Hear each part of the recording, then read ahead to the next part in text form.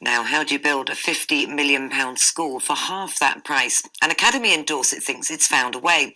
In fact, those in charge of Aldridge Community Academy on Portland are urging other schools to consider following their lead. Our Dorset reporter Simon Clemerson has been to take a look at the building work now getting underway.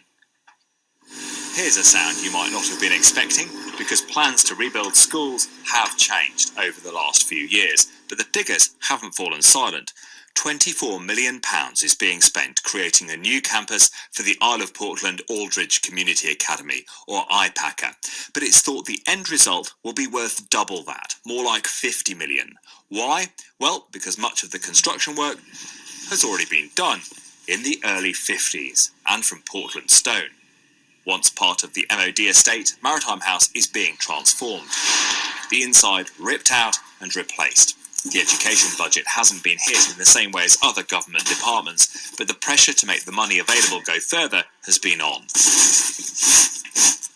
There is a debate about how important surroundings at a school are, but some experts say that while the teaching is crucial, so too are the classrooms.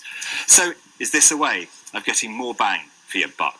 Even where there are doors but no walls, this feels like a school. It looks like a school. The corridors, the flooring, but a traditional layout is not necessarily all that helpful. This is a space that we would normally use as a classroom space, but that's not the approach to learning that we want at IPACA.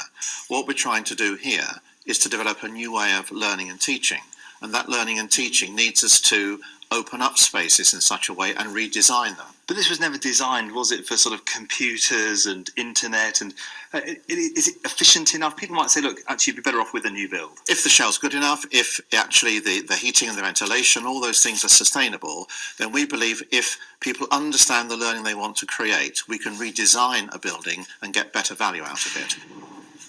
Hundreds of schools were left disappointed when the coalition scrapped Labour's plans to rebuild every secondary, unions calling the replacement funding a drop in the ocean. But a refurb is proving a hit here.